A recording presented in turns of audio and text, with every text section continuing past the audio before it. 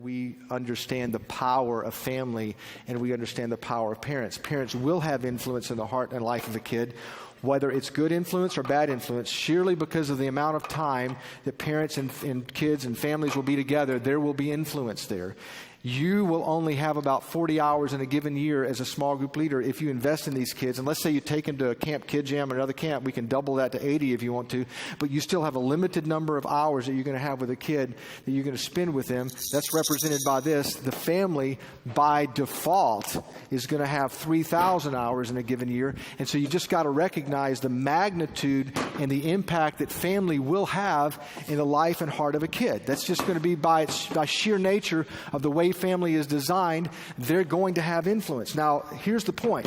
The point is, if you're going to have influence in the life of a kid, you can't just ignore the family. You've got to understand that it's important for you to partner with the family in every way you possibly can if you want to have more and more influence. I actually think one of the greatest ways to partner with a family is not even by creating programs, but it's by leveraging the small group leader to see their role with the individual few or the individual kid or the few they have as a connected thing to the family and the parents. So they're asking the question. So you as a small group leader is asking the question, how can I partner with this family and how can I partner with a parent?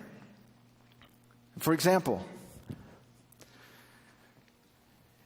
you should think in terms of having of your student ministry an open house at the beginning of the year where you bring the small group leaders and the parents together and you say, hey, this is what our scope and cycle is going to be this next year. Here's what we're going to cover with students. We wanted you as a parent to know. We wanted the small group leader to know. We wanted you as a parent to meet the small group leader so you guys can understand that they're going to be involved in your kids' lives. But here's the truth. Maybe 30% of your parents will show up to that. Right? Because I know what you're thinking. You're thinking, yeah, that sounds like a great idea. We've tried it. 30% showed up. What if I could raise that to 90% with one idea? You say, tell me. Okay, I'm going to tell you. You ready for this?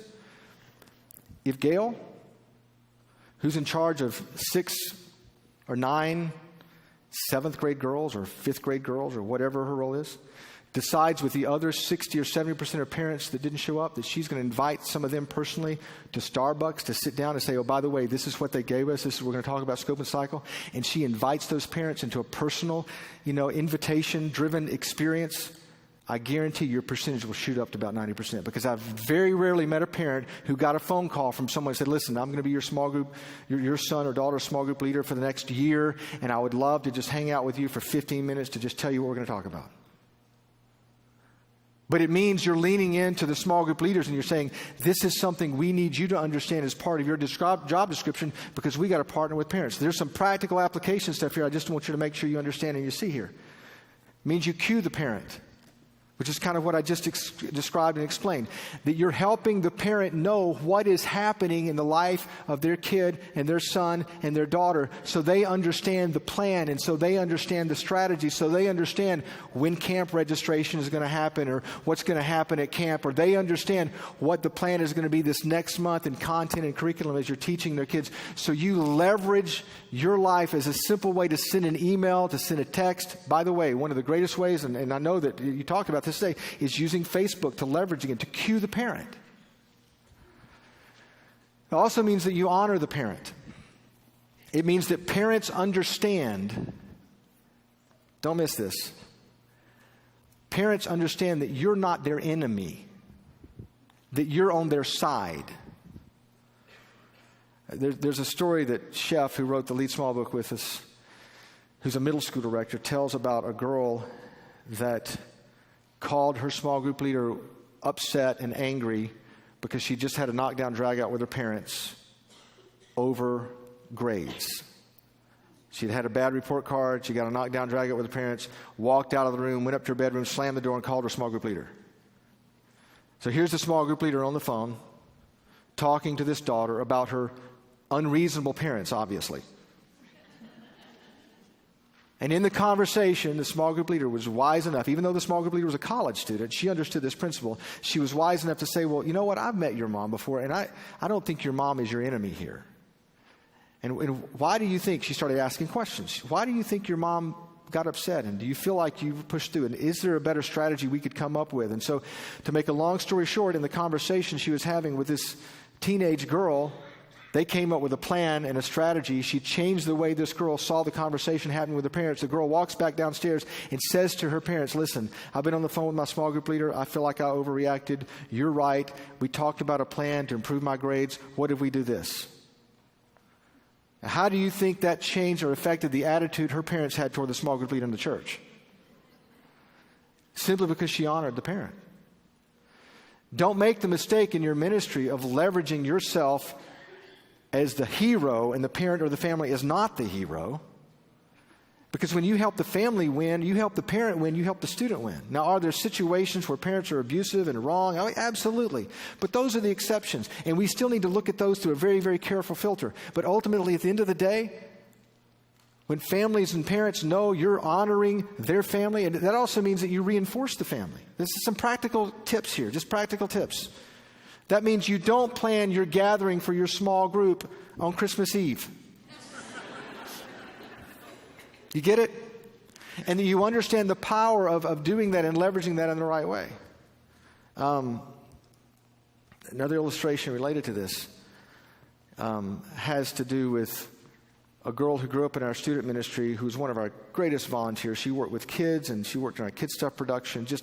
You met this girl. She is just the dream of a teenage volunteer. She's just unbelievable. She came to me her senior year in high school. Her name is Caitlin, and she said, I have a dilemma. Nobody really knows this. I need to talk to you about something, but I've never been baptized. She said, I'm a Christian. I believe in Jesus, but the reason I've never been baptized is because my mother will absolutely go crazy if she thinks I'm going to get baptized because she hates this church and she hates Christianity. And I don't know how to handle it. But I feel like before I graduate, before I walk away, I want to get baptized. What do I do? So I said, here's the thing. I don't know really exactly how to navigate through the waters with your mom and your relationship with her and how that relates to this. But I would at least like for you to go back and sit down with your mom and have a discussion. Have a conversation about the fact that you want to be baptized. And we'll baptize you, but I just want you to have a conversation with her about it. She comes to me the next week and she says, okay, I talked to my mom. She's cool with it. I'm going to do it. I want to be baptized. And so we do this thing called birthday celebration where we have, all the kids and teenagers who've made decisions to trust Christ. We put their story on video, then we baptize them. It's this big, gigantic production. We have birthday cake. We have the small group leaders there. We have family there. It's a packed auditorium just around the idea of here are kids who've said they've trusted Christ, and we want to make it a big deal. At the end of it, we invite, the parents and the small group leaders to gather around, the person they've come to watch, and we have this prayer of dedication. So we get to the end of this birthday celebration. Caitlin's on the stage with these other kids and teenagers. She's standing there, and I invite the small group leader and whoever is significant in her life to come stand with her and with the other kids. And in the back row, I see this lady get up and start walking down the aisle, carrying a dozen roses. It's Caitlin's mom. And she walks down the aisle, up the stairs, onto the platform.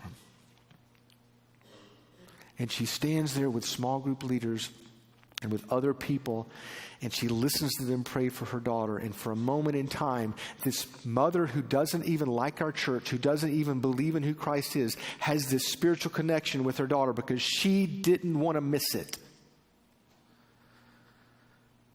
I got in the car and I'm driving home, and the only thing I could think in my mind is, she would have missed it. She would have missed it. I just think it's important that we understand how to do what we do in the context of inviting parents and inviting families in for the ride. Sure, sometimes they're not going to show up, but what if they do?